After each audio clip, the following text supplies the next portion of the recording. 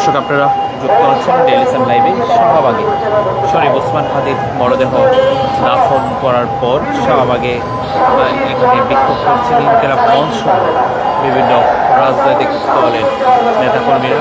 আপনাদেরকে সরাসরি শাহবাগ থেকে যুক্ত করেছি। যেমনটা বলছিলাম,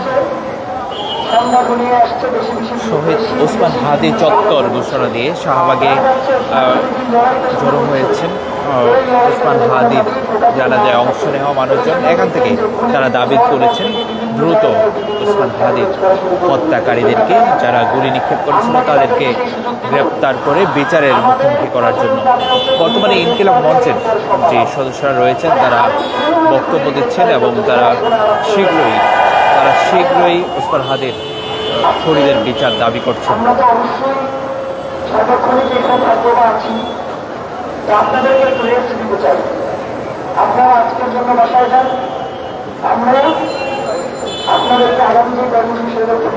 দর্শক, ইনকিলাব মঞ্চের পক্ষ থেকে মাত্রই ঘোষণা করা হলো আজকের যে শাহবাগের অবস্থান কর্মসূচি তা শেষ করে আজকে বাসায়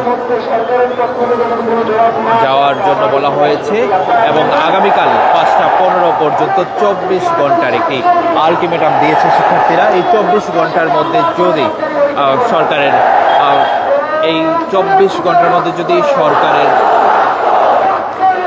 পক্ষ থেকে কোনো ঘোষণা না আসে তাহলে এখানে আবারও সমাবেশের ডাক দিয়েছে ইনকিলাব মঞ্চ।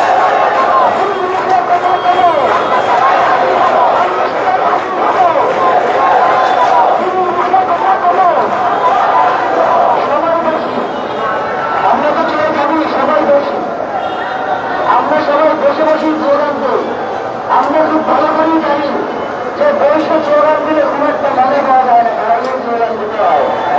কিন্তু এরপরেও সুশৃঙ্খলার জন্য আমাদের কিন্তু বৈশ্বিক স্লোগান দিতে হবে। স্লোগান দিতে আমি পারবো না। রামকৃষ্ণ সম্মান,